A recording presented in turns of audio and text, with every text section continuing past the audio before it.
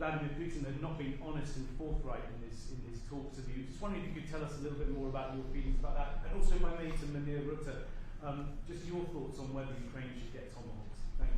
Well, I think that in terms of honesty, the only thing I can say is every time I speak with Vladimir, I have good conversations, and then they don't go anywhere. They just don't go anywhere. So in that sense, but no, look, he's fighting a war.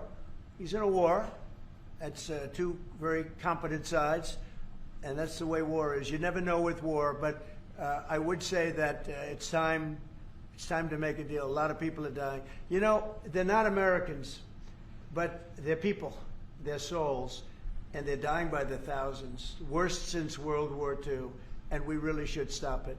And to your other question, yes. Please. Sorry, to your other question, this has been consistent from this president when we first met again after your re-election in Mar-a-Lago in November. You said we have to stop the killing. This is close to your heart, and this is your vision. That's why this war needs to end. When it comes to tomahawks or whatever system, it's up to individual nations to decide whatever they want to supply to Ukraine. NATO doesn't take a position, but I can assure you this. When the president called me in July and said we want to again send weapons into Ukraine, paid for by our allies, the Canadians and the Europeans, that was an important moment. And that is now taking place, and the ambassador and myself, we're working hard at this. Already a couple of $1 billion of weaponry into Ukraine from the US, paid for by allies. So I'm not going to comment on about the tomahawks, but when it comes to the US and all the support for Ukraine, it is there and it is close to the president's heart, and I know this.